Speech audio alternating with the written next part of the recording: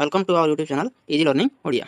आम पढ़ुले षष्ठ श्रेणी विज्ञान अष्टम अध्याय पर्यंत आलोचना और ताहार प्रश्न उत्तर पढ़ी सारी। आज देखा नवम अध्याय।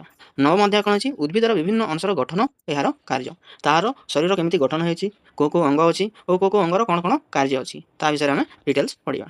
ठीक अच्छे देखा उद्भिदर विभिन्न अंश। देख उद्भिद कौन कौन अंश थाए जमी फूल थाए पत्र थाए फल थाए कांड थाए और मूल थाए तार विभिन्न अंश नाम जाचे तार कार्य कौन कौन देखा। देख उद्भिद अंगर गठन और से कार्य मध्य उत्तम संबंध रही। आस बर्तमान उद्भिदर विभिन्न अंगर गठन और कार्य गुड़ी भल भाव जाना। देख प्रथम है मूल। उद्भिदर जो अंश गजार भ्रूणमूल बाहरी माटी भितर थाए ताकू मूल कहुए। जो अंशटी माटी भीतर को बढ़ी था आम मूल बोली कहवा। जमीक ये देख ये अंश चेर अंश और जोटा माटी आड़ को बढ़ी चली थाए यह केमती बढ़ी चली थाए यह गोटे माध्याकर्षण बल अच्छी से चेरटी कौन माटीर भीतर को बढ़ी थाए और ऊपर अंश आकाशर बा सूर्यर दिग को बढ़ी चली थाए आम चित्र में किसी संबंध देखा। प्रधान मूलर शाखा मूल और से प्रशाखा मूल गुड़िक बाहरी माटी भितर बढ़ी थाए। देख यहाँ कह आम प्रधान मूल तार शाखा मूल अच्छी शाखा मूल आउ छोट छोट मूल अच्छी आम प्रशाखा मूल बोली कही था। मूलर मध्य विभिन्न अंश अच्छी मूलर अग्रभाग में अति क्षुद्र टोपी भली एक अंश रही है से मूल को माटी सह घुसी क्षय होवर रक्षा कै आम मूल त्राण बोली कही था। देख यहाँ हूँ मूल मूल को शेष अंश टोपी भली देखा या आम मूल त्राण बोली कहवा से माटीर तल को जावाई साहाय्य करें। तापर मूल त्राण पछकू कोष विभाजन तापर वर्धनशील अंश को मूल वृद्धि साहाय्य करे ता पथरे थिबा मूल गुड़िए मूल लोम बाहरी थाए। देख यहाँ गोटे प्रधान मूल प्रधान मूलर यहाँ कह मूल त्राण जे माटी को आग को बढ़ी चली थाए। ठीक अच्छे देख लो तापर देखा यही मूल लोम जल शोषण कार्य साहाय्य करे। मूल लोम कौन करे गचर समस्त अंग को जमी जल जाए क्या साहाय्य प्रथम मूल लोम साहाय्य जाए गच को। प्रत्येक शाखा प्रशाखार मूलर मध्य कोष विभाजन अंश वर्धनशील मूल लोम रही थाए। देख यहाँ को मूल त्राण बोली कहती यहाँ प्रधान मूल तार अनेक गुड़े प्रशाखा शाखा मूल रही अछि।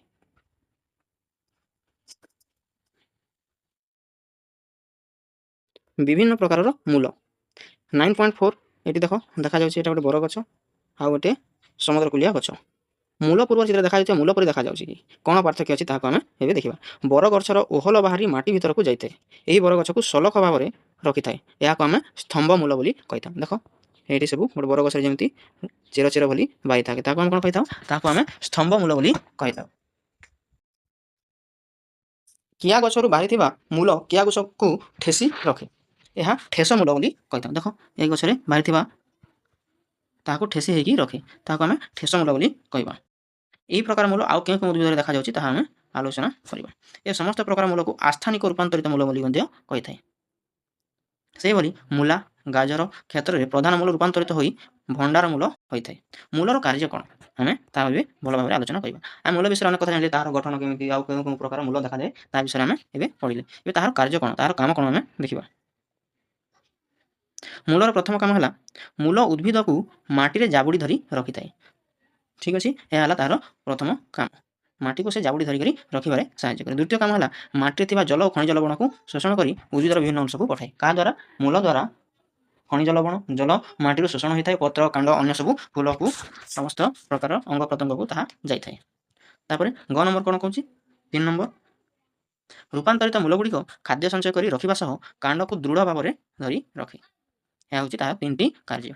उद्भिदर कांड मूल पड़े जोटा माटी भितर अच्छी ए कांड जहाँ माटी ऊपर रही है विषय आम पढ़ा। देख ये गोटे आखु गछ अच्छी तार माटी पर जोटा अच्छी सब को आम कांड बोली कहवा। कांडर विभिन्न अंश रही है जमीक पब गंडी कक्ष कलिका ता विषय आम पढ़ा। यहाँ कखारु गछ यहाँ पिजुली गछ गोटे कखारु गछ पिजुली गछर कांडर भल भाव में लक्ष्य कर या मध्य पार्थक्य कौन अच्छी। देख ये पिजुली गछ आपे आपे से कहार साहाय्य नहीं बढ़ी पार किंतु कखारु गछ बढ़ापी अन्यर साहाय्य नाक पड़ो ना से ठीक भाव में ठिया हो पार ना माटी में जीव। कखारु कांडटी अन्य आश्रारे बढ़ला बेले पिजुली गछटी निजे निजे बिना आश्रारे बढ़ी पार। गठन दृष्टि कौन कांड गुड़िक दुई भाव में विभक्त कराई। सबल कांड जे निजे निजे बढ़ी पार जमीक आंब पणस पिजुली बाउंश बैगण इत्यादि सब कौन सबल कांड देखा जाए से अन्य कहार साहाय्य नहीं निजे निजे बढ़ी पारती। और ख नंबर कौन अच्छी दुर्बल कांड जमी कखारु पोई कलरा काकुड़ी ये सब कौन अन्यर साहाय्य नाक पड़ता है से उपरक बढ़ा हेब। ମୂଳ ଭଳି କାଣ୍ଡର ମଧ୍ୟ ରୂପାନ୍ତର ଘଟିଥାଏ। ଅଦା, ଆଲୁ, ପିଆଜ, ଓଲୁଅ ଇତ୍ୟାଦି ଗୋଟେ ଗୋଟେ ରୂପାନ୍ତରିତ କାଣ୍ଡ ବୋଲି ଆମେ ଜାଣିଲେ।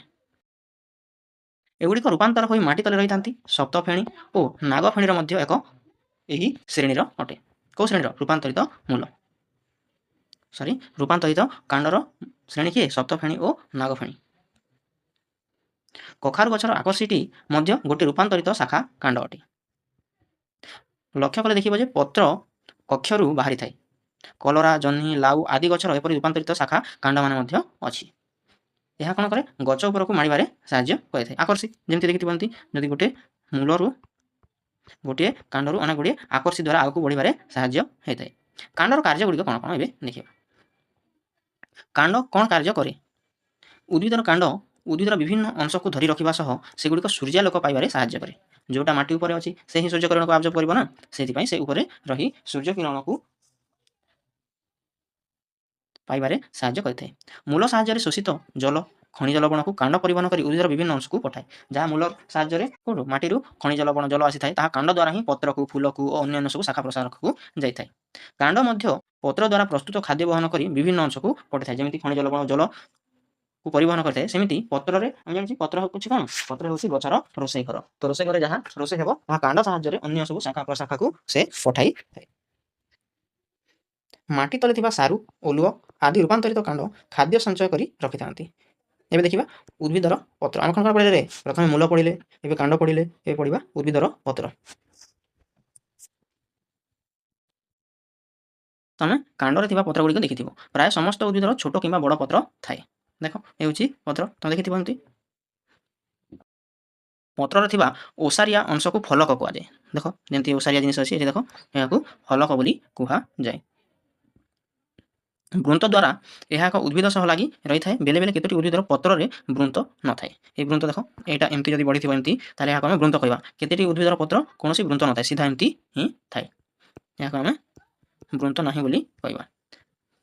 କେତୋଟି ଉଦ୍ଭିଦର ପତ୍ରରେ ବୃନ୍ତ ନଥାଏ। ବୃନ୍ତର ଉପସ୍ଥିତି ଅନୁଯାୟୀ ପତ୍ରକୁ ମଧ୍ୟ ଦୁଇ ପ୍ରକାର ବିଭକ୍ତ କରାଯାଇଛି। ଗୋଟେ ସବୃନ୍ତକ, ଯାହାର ବୃନ୍ତ ଅଛି, ଯେମିତିକି ଆମ୍ବ, ପଣସ ଗଛର ପତ୍ରରେ କ'ଣ ଥାଏ? ବୃନ୍ତ ଥାଏ, ସେଇଥିକୁ ସବୃନ୍ତକ ବୋଲି କହିବା। ଆଉ ଅବୃନ୍ତକ, ଯେଉଁ ପତ୍ରରେ ବୃନ୍ତକ ନଥାଏ, ଯେମିତିକି ରଙ୍ଗଣୀ ଗଛର ପତ୍ର ବୃନ୍ତକ ନାହିଁ, ତାହାକୁ ଆମେ ଅବୃନ୍ତକ ବୋଲି କହିଥାଉ। ଶିମ୍ବ, ନିମ୍ବ, ସଜନା ଆଦି ପତ୍ରର ଫଲକ ଗୁଡ଼ିକ ଛୋଟ ଛୋଟ ଅଂଶରେ ବିଭକ୍ତ। ସେଗୁଡ଼ିକୁ ଆମେ କ'ଣ କହିଥାଉ? ପତ୍ରକ ବୋଲି କହିଥାଉ। ଏହାକୁ ତୁମେ ଭଲ ଭାବରେ ଟିକେ ମନେ ରଖିବ। ଯଦି ଆମର ଭିଡ଼ିଓ ଭଲ ଲାଗୁଥିବ, ତୁମକୁ ଭଲ ଭାବରେ ବୁଝା ପଡ଼ୁଥିବ, ତାହେଲେ କ'ଣ କରିବ? ଗୋଟେ ଲାଇକ୍ କରିବ, ସେୟାର କରିବ ଓ ଆମର ଚ୍ୟାନେଲକୁ ସବସ୍କ୍ରାଇବ୍ କରି ମଧ୍ୟ ରଖିବ। ଯାହାଫଳରେ ଆମର ଯେକୌଣସି ପରବର୍ତ୍ତୀ ଭିଡ଼ିଓ ଗୁଡ଼ିକ ଆସିଲେ ତୁମ ପାଖକୁ ନୋଟିଫିକେସନ୍ ଅତି ସହଜରେ ପହଞ୍ଚିଯିବ। ଠିକ୍ ଅଛି, ଆଗକୁ ଦେଖିବା। ପ୍ରତ୍ୟେକ ପତ୍ରକରେ ମଧ୍ୟ ଛୋଟ ଛୋଟ ଡେମ୍ଫ ଥାଏ। ବେଳେ ବେଳେ ପତ୍ରକଟି ପତ୍ର ଭଳି ଦେଖାଗଲେ ମଧ୍ୟ ଏହା ପତ୍ର ନୁହେଁ, ଏହା ଫଲକର ଗୋଟିଏ ଗୋଟିଏ ଅଂଶ ମାତ୍ର। ଏହିଭଳି ପତ୍ରକ ଥିବା ପତ୍ରକୁ ଆମେ ଯୌଗିକ ପତ୍ର ବୋଲି କହିଥାଉ। କିନ୍ତୁ ପଣସ, ଆମ୍ବ ଓ ଅମୃତଭଣ୍ଡା ଆଦି ପତ୍ରକକୁ ମୌଳିକ ପତ୍ରକ ବୋଲି କୁହାଯାଏ। ଦେଖ ଏଇଟା ପଣସ ପତ୍ର,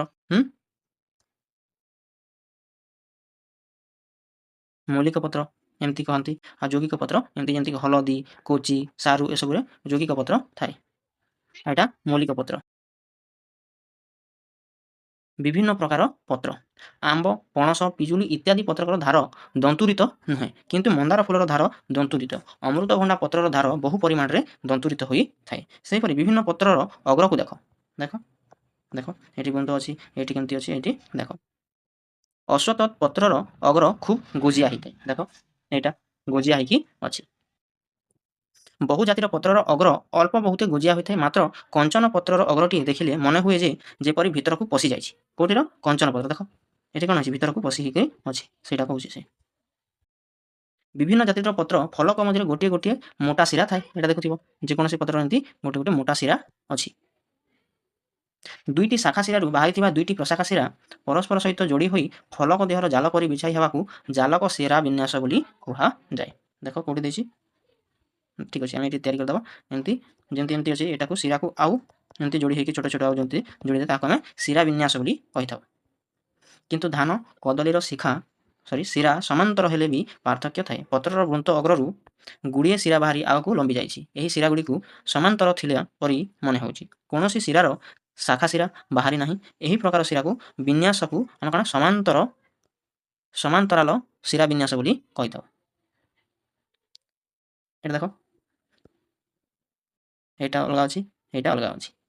এটা ଦେଖ ପୁରା ଲମ୍ବା ଲମ୍ବା ଲମ୍ବା ଲମ୍ବା ସମାନ୍ତର ଭାବେ ଅଛି, ସେଥିପାଇଁ ଏଇଟାକୁ ଆମେ କ'ଣ କହିବା ସମାନ୍ତରାଳ ଶିରାବିନ୍ୟାସ ବୋଲି କହିଦେବା, ଯେଉଁଟାକି କଦଳୀ ଗଛର ପତ୍ରରେ ଦେଖାଯାଏ। ଏଠି ଦେଖ ଏଥିରେ କୌଣସି ଖାଲି ଏମିତି ଅଛି ଆଉ କୌଣସି ଏମିତି ଶିରାବିନ୍ୟାସ ଗୁଡ଼ିକ ନାହିଁ, ସେଥିପାଇଁ ଏହାକୁ କ'ଣ କହିବା ଆମେ ଏଠି ପଢ଼ିଲେ ଜାଲକ ଶିରାବିନ୍ୟାସ ବୋଲି କହିବା, ଯେଉଁଥିରେ ଧାନ ଗଛରେ ସବୁ ଦେଖାଯାଏ। ଏବେ ଦେଖିବା ପତ୍ରର କାର୍ଯ୍ୟ କ'ଣ। ଆକ୍ଚୁଆଲି ପତ୍ର କାର୍ଯ୍ୟ କ'ଣ କରିଥାଏ ତାହା ଆମେ ଦେଖିବା। ପତ୍ର ଉଦ୍ଭିଦର ଏକ ଆବଶ୍ୟକ ଅଂଶ ଅଟେ। ପତ୍ର ଆଲୋକ ଶକ୍ତିକୁ ବ୍ୟବହାର କରି ଖାଦ୍ୟ ପ୍ରସ୍ତୁତ କରେ ଓ ଅମ୍ଳଜାନ ନିଷ୍କାସିତ କରେ, ଯାହାକୁ ଆମେ ଭଲ ଭାବରେ ଜାଣିଛେ ଆଲୋକ ଶ୍ଳେଷଣ ପ୍ରକ୍ରିୟା ଭାବରେ ଜାଣିଛେ। ପତ୍ର ଦେହରେ ଥିବା ଅସଂଖ୍ୟ ଛିଦ୍ର ଦ୍ୱାରା ଉଦ୍ଭିଦ ବାୟୁମଣ୍ଡଳରୁ ଅମ୍ଳଜାନକୁ ନେଇ ଅଙ୍ଗାରକାମ୍ଳ ତ୍ୟାଗ କରି ଶୋଷଣ କରିଥାଏ। ଏହି ଛିଦ୍ରଗୁଡ଼ିକୁ ଦ୍ୱାରା ଉଦ୍ଭିଦ ଶରୀରରୁ ଅତ୍ୟଧିକ ଜଳୀୟ ବାଷ୍ପ ଆକାରରେ ବାହାରକୁ ଛାଡ଼ିଥାଏ, ଏହାକୁ ଆମେ ଉତ୍ସେଦନ କହୁଛେ। ଦେଖ ଆମ ଶରୀରରେ ମଧ୍ୟ କ'ଣ ଯାହା ପାଣି ପିଉଛେ ଦେଖନ୍ତି ଝାଳ ମଳ ମୂତ୍ର ଦ୍ୱାରା ଯେମିତି ଅନ୍ୟ ସବୁ ରାସ୍ତା ଦେଇ ବାହାରି ଯାଉଛି, ସେମିତି ଗଛର ପତ୍ରର ଛୋଟ ଛୋଟ କଣା ରହିଥାଏ। ସେ କଣାରୁ କ'ଣ ହୋଇଥାଏ ଯେତେ ସବୁ ପାଣି ଆଉ ସବୁ ଜଳୀୟ ଅଂଶ ଗୁଡ଼ିକ ଖରା ହେଲେ ସବୁ ବାହାରକୁ ବାଷ୍ପ ଆକାରରେ ବାହାରିଥାଏ, ତାହାକୁ ହିଁ ଉତ୍ସେଦନ ବୋଲି କହିଥାଉ। ଏହାକୁ ତୁମେ ଟିକେ ଭଲ ଭାବରେ ବୁଝିବ, ଠିକ୍ ଅଛି। ଆଗକୁ ପଢ଼ିବା। ଏବେ ଦେଖିବା ଫୁଲ। ଫୁଲ ଉଦ୍ଭିଦର ଏକ ମୁଖ୍ୟ ଅଂଶ ଅଟେ। ଫୁଲରୁ ଫଳଜାତ ହୁଏ। ଫୁଲକୁ ତୁମେ କେଉଁ କେଉଁ କାର୍ଯ୍ୟରେ ଲଗାଅ ଆଲୋଚନା କର। ଆମେ ଭଲ ଭାବରେ ଜାଣିଛେ ଯେ ଫୁଲରୁ ଫଳ ହୋଇଥାଏ, ଫଳରୁ ମଞ୍ଜି ହୋଇଥାଏ ଓ ମଞ୍ଜି ଦ୍ୱାରା ଉଦ୍ଭିଦର ବଂଶ ବିସ୍ତାର ହୋଇଥାଏ। ତାହା ବିଷୟରେ ଆମେ ଆଉ ଟିକେ ଭଲ ଭାବରେ ଜାଣିବା। ଫୁଲର କେଉଁ କେଉଁ ଅଂଶ ଅଛି ତା ବିଷୟରେ ଆମେ ଜାଣିବା। ଏଠି ଦେଖ এই ଫୁଲକୁ ଦେଖ ପ୍ରଥମେ ପୁଂ କେଶର, ପାଖୁଡ଼ା, ବୃତ୍ତି ଚକ୍ର, ଯେମିତି ଏଠି ବୃନ୍ତ ହେଇକି ଗୋଟେ ଚକ୍ର ଆକାରରେ ଅଛି। ତାପରେ ଆମେ କଢ଼କୁ ତ ଭଲ ଭାବରେ ଜାଣିଛେ, ଆଉ ଏଇଟା କହନ୍ତି ବୃନ୍ତ। କୃଷ୍ଣଚୂଡ଼ା ଫୁଲର ଗୋଟେ ବୃନ୍ତ ଅଛି। ବୃନ୍ତ କହିଲେ କ'ଣ ଏବେ ଆମେ ଦେଖିଲେ ଏଇ ତଳ ଭାଗଟି, ଏହାକୁ ଆମେ ବୃନ୍ତ ବୋଲି କହିଥାଉ। ବୃନ୍ତ ବ୍ୟତୀତ ଫୁଲର ଆଉ 4 ଅଂଶ ଥାଏ, ସେଗୁଡ଼ିକ କ'ଣ କ'ଣ ଦେଖିବା। ସେଗୁଡ଼ିକ ହେଲା ବୃତ୍ତି, ଦଳ ବା ପାଖୁଡ଼ା, ପୁଂକେଶର ଓ ଗର୍ଭକେଶର। ପାଖୁଡ଼ା କ'ଣ କହିଲେ ଆମେ ଜାଣିଛେ, ଏଇଟାକୁ ଆମେ ପାଖୁଡ଼ା କହିବା। ଏହା ବୃତ୍ତି ଯେ ତଳ ଅଂଶ ଯେଉଁଟାକି ଗୋଜିଆ ହେଇକି ଥାଏ ତାହାକୁ ଆମେ କ'ଣ ବୃତ୍ତି ବୋଲି କହିବା, ଆଉ ଯେଉଁ ଲମ୍ବା ଅଂଶ ଏହାକୁ ଆମେ ବୃନ୍ତ ବୋଲି କହିଥାଉ। ପୁକେଶର ଓ ଗର୍ଭକେଶର। ପୁକେଶର ଦେଖ ପୁକେଶର ଏଇଠି ଥାଏ, ଏ ବଡ଼ ଫୁଲ ଦେଖିବ ଏଇଠି ଥାଏ, ତାହା ଏମିତି ଆକାରରେ ହେଇଥାଏ, ଯାହାକୁ ଆମେ ପୁରୁଷ କେଶର ବା ପୁରୁଷ ଭାବରେ ସେ କାମ କରିଥାଏ ଫୁଲରେ। ଦେଖ ଗର୍ଭର ଶୀର୍ଷ, ଗର୍ଭଦଣ୍ଡ, ଗର୍ଭାଶୟ ଓ ଡିମ୍ବକୋଷ, ଏହା ଗର୍ଭକେଶରର 4ଟି ଅଂଶ ବା 4ଟି ଅଙ୍ଗ ଅଟେ। ଗୋଟେ କୃଷ୍ଣଚୂଡ଼ା ଫୁଲର ଭିତରକୁ ଗର୍ଭଚକ୍ର, ଏହା ଗୋଟିଏ ଗର୍ଭକେଶରକୁ ନେଇ ଗଠିତ ହୋଇଥାଏ। ଗର୍ଭଚକ୍ରକୁ ଘେରି ରହିଥାଏ ପୁକେଶର ଚକ୍ର। ଏଠି ଦେଖ ଗର୍ଭକେଶରକୁ କେମିତି ପୁକେଶର ଚକ୍ର ଘେରି ରହିଥାଏ ତାହା ଦେଖ। ଏଥିରେ 10ଟି ପୁକେଶର ଅଛି। ପୁକେଶର ଚକ୍ର ଚାରିପାଖରେ ଦଳ ଚକ୍ରର ଘେରିକି ରହିଥାଏ। ଏଥିରେ ପ୍ରାୟ 5ଟି ଦଳ ବା ପାଖୁଡ଼ା ଅଛି। ପାଖୁଡ଼ା ଗୁଡ଼ିକୁ ରଙ୍ଗୀନ ଦେଖାଯାଇଥାଏ। ଦଳ ଚକ୍ରକୁ ଘେରି ରହିଛି ବୋଲି ତାହାକୁ ଆମେ ବୃତ୍ତି ଚକ୍ର ବୋଲି ଆମେ କହିଥାଉ। ଏଥିରେ ମଧ୍ୟ 5ଟି ବୃତ୍ତି ଥାଏ। ଦେଖ ଏଇଟାକୁ ବୃତ୍ତି କହି ଆମେ କିଛି ସମୟ ଆଗରୁ ଦେଖିଲେ, ବୃନ୍ତ ଏହାକୁ କହନ୍ତି, ଗର୍ଭାଶୟ, ଡିମ୍ବକୋଷ ଏବଂ ସବୁ ଟିକେ ଭଲ ଭାବରେ ତମେ ମନେ ରଖିବ। ଫୁଲର କାର୍ଯ୍ୟ କ'ଣ ଆମେ ତାହା ଟିକେ ଭଲ ଭାବରେ ଜାଣି ରଖିବା। ଫୁଲ ପ୍ରତ୍ୟେକ ପୁକେଶର ଗୋଟିଏ ଦଣ୍ଡ ଓ ତା ଆଗରେ ଗୋଟିଏ ପରାଗ ପେଟିକା ଥାଏ। ପରାଗ ପେଟିକାରେ ପରାଗ ପୂର୍ଣ୍ଣ ହୋଇ ରହିଥାଏ। ପ୍ରତି ଗର୍ଭକେଶରର ଅଗ୍ରଭାଗରେ ଗର୍ଭଶୀର୍ଷ ଓ ମଧ୍ୟଭାଗରେ ଗର୍ଭଦଣ୍ଡ ଓ ତଳ ଭାଗରେ ଗର୍ଭାଶୟ ଥାଏ। ପାକଲ ପରାଗ ପରିପକ୍ୱ ଗର୍ଭଶୀର୍ଷରେ ପଡ଼ିଲେ ପରାଗ ସଙ୍ଗମ ହୁଏ। ଏଇ ଯେମିତି କ'ଣ ପୁକେଶର ଆସିକରି ଏହାର ଗର୍ଭରେ ଯଦି ପଡ଼ିବ ତାହେଲେ ପରାଗ ସଙ୍ଗମ ହେବ ଓ ସେଥିରୁ କ'ଣ ମଞ୍ଜି ଜନ୍ମ ହେବ। ସେ ମଞ୍ଜିକୁ ଆମେ କ'ଣ ସେଥିରୁ ଆଉ ଗୋଟିଏ ଉଦ୍ଭିଦ ହେଇପାରିବ। ପରାଗ ସଙ୍ଗମ କିଛି ଦିନ ପରେ ଗର୍ଭାଶୟଟି ଫଳରେ ପରିଣତ ହୁଏ। ସେ କଥା କହୁଛି, ଆଗ ପ୍ରଥମେ ଫଳ ହେବ, ଫଳରୁ ମଞ୍ଜି ହେବ, ଆଉ ସେଥିରୁ ଆଉ ଗୋଟିଏ ଉଦ୍ଭିଦ ମଧ୍ୟ ଜାତ ହେଇଥାଏ।